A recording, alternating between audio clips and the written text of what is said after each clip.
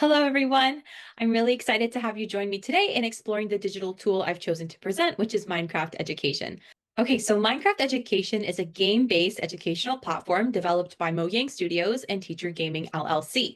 It is adapted from the cultural phenomenon that is the original Minecraft game. For those who don't know and love that already, just a little insight, Minecraft is an open sandbox world where players have access to endless resources and landscapes where they can create whatever it is they can imagine. I have just a video of that on screen for you to kind of see and imagine while I'm talking, so please enjoy that while I continue. The educational edition of the game is specifically designed to empower teachers and students to create meaningful, authentic, and transformative learning opportunities and to develop crucial skills through the power of play. Activities that were once impossible in traditional classrooms, such as investigating the physics of a roller coaster or exploring historically significant places, are now not only possible with Minecraft Education and in a digital space, but it also allows for students to engage in the material in the context of their own perspectives, strengths, and skills. When it comes to student privacy, Minecraft Education is highly moderated and not available to the general public. It is only available to those who have accounts affiliated with licensed educational institutions. For example, teachers and students in the TDSB who have access to school-issued Microsoft Office 365 accounts are able to fully access the tool for free, and that would be true of any other school board who also use Microsoft accounts, because you do have to have a Microsoft account to use it. When it comes to features in Minecraft Education, there are truly so many that we're only scratching the surface here, but some of the features I want to focus on are just the adaptable control and language settings, also just investigating what the worlds look like and how we can use the materials in the world to create. And finally, and perhaps most relevantly, investigating the in-game library that provides teachers with a variety of different lessons across different subject areas and for a variety of different ages. Okay, so this is the main page for Minecraft Education that I have loaded up here. Here's my character, and just a fun extra fact is that you can actually change the skin of your character. There's lots of different skins to choose from here. I've chosen this one for my character. Okay. The first thing I want to just show is the language. So if you go to settings and you scroll all the way down to language, you can see that there's a variety of different languages I can access the platform in. It's also really important in terms of accessibility to acknowledge that if we go here to the controls, for example, I'm using keyboard and mouse, so that's what I'm going to click on right now. I can basically change the layout of what actions are toggled to which button. So over here, I have my settings. But for example, if I wanted to change the use item / place block action, right now I have it set to my left mouse. But if I wanted to change it to something else, let's say I want to change it to, I don't know, we'll change it to O. There you go. Now, if I was in the game, I could press O and do the same action, which is really, really awesome. It's also important to note that they can use controllers and touch if necessary as well. I click on the play button. I have two real main options here, which is My Worlds and Library. Let's first look at My Worlds. So My Worlds allows me to create a new world of my own choosing, so I can kind of customize what I'd like in the world, but it also gives me access to prior worlds that I've looked into before. So I'm just going to load up this world here and show you a little bit about what the in-game play looks like. Okay, so here we are. We've actually spawned inside this world. And I'm just going to kind of give you a brief glimpse into what this world looks like here. So this was just randomly generated, but as you can see, it's pretty cool. The landscape is very unique. Um, and we're not going to worry too much about controls in this video. That will be for the student activity video. When it comes to creating, there's different ways in which I can go about that. So I can actually, first of all, change the land around me. So I can terraform by getting rid of the natural landscape here to make room for something that I want to build. Okay, so that's really cool. But then I also have access through my inventory, which is right here. I have access to a variety of different tools and options that I can access no matter what I want. So you can see them all here, like so, and I can just pull different things. So I'm going to pull this brown stained glass. I'm going to pull this construction scaffolding, and I will pull this fence here and maybe a door too. And if there's something specific I want to look for, I can also search it into the bar and see if it exists. For example, if I want to find a bed, here we go. I have access to all these different beds. And then I place them all in my inventory, which is this box down below here. And now in pressing the different buttons below, if I press number 1, I'll be able to access that item. And now I can just begin placing it. So there you can see I placed some of the stained glass. Not really easy to see because it is glass after all. But there you go. I can place the scaffolding and I can place my bed.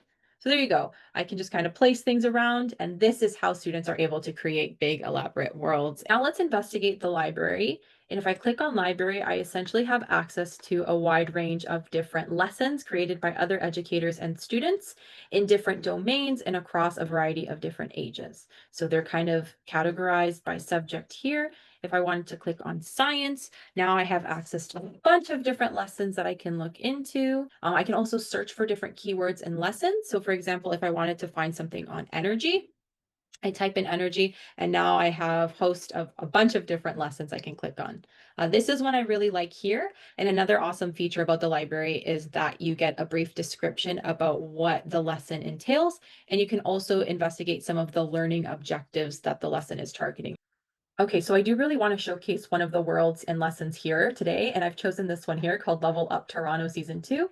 It's actually a world that's created by the TDSB, and it's really amazing because it allows for students to explore and interact with the land on which Toronto is based, and also learn about Indigenous ways of knowing and learn directly from Indigenous educators and leaders. So here we are, we spawned in the world, and it's prompting us to talk to Elder Dr. Duke Redbird. So one thing that's really cool is that the characters in the game are actually based on real people, many of them being Indigenous educators and leaders, as I mentioned. So here is him welcoming us to Toronto Island, and he tells us that he is a member of the Elders Council at the Urban Indigenous Education Centre in the Toronto District School Board. So as students go through this, they'll learn a lot about the Indigenous people of Turtle Island, as well as Indigenous ways of knowing. As you can see here, he's telling us a little bit about the history behind the land on which we live. We don't have a lot of time to go through the details of it, but I just wanted to show you just the imaginative ways in which Minecraft is being used to teach culturally relevant pedagogy to students, especially in Ontario and Toronto. Okay, so I've spawned in the next area. I can actually see where I am physically in Toronto on the map here, so it looks like I'm still on the island. And once again, it's prompting me to speak to the different characters so I can gain knowledge about both the challenge and knowledge that will help me with the challenge. One thing I just want to share that Tanya Sank shares with us is she prompts the question to students, considering the past and present of the lands around Lake Ontario and the water that flows into the lake, how might we reimagine waterside sites to serve the waters, human beings, and other than human beings now and into the future? So once again, it's very interactive. It's really, really awesome. This is what I really want to show you. This is a landscape of Toronto, and in just a moment, we will see the CN Tower and the Rogers Center right there. So once again, it's really, really amazing. And it certainly had me very excited to imagine Toronto in such a different way and in a way in which me, an educator, and students can directly engage with. So I definitely recommend you give Level Up Toronto 2 or 1 a try because it's really, really amazing. So Minecraft education fits well within many pedagogical frameworks. The first one I'd like to talk about is supporting student agency and culturally relevant pedagogy. So one thing that I think is incredible about Minecraft is that students have creative control within the world, and they have creative control to engage with curricular content in ways that are meaningful and authentic to them. Ways in which are informed by their lived experience, by what their strengths are, by what their identities are.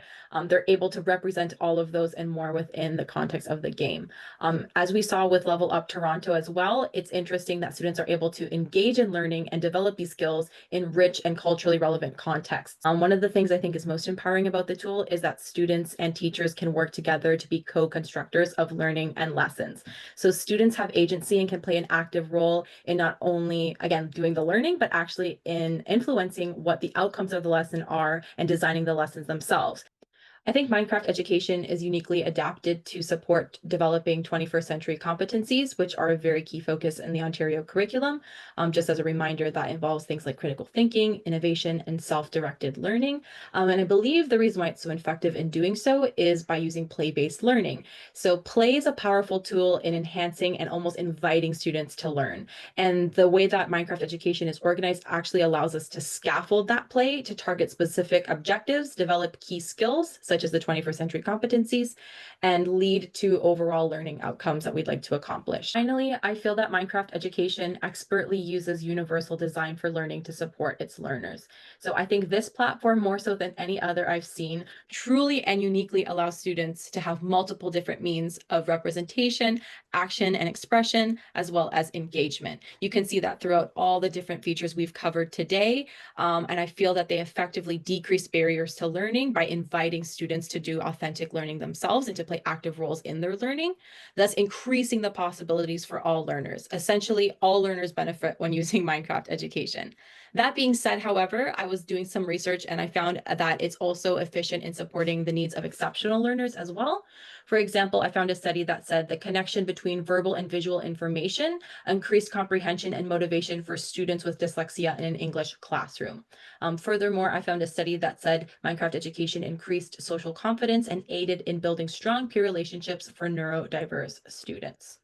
So once again, this platform is so amazing and we've only just touched the surface. I highly encourage you to explore this more in your own time. And thank you so much for listening to my presentation.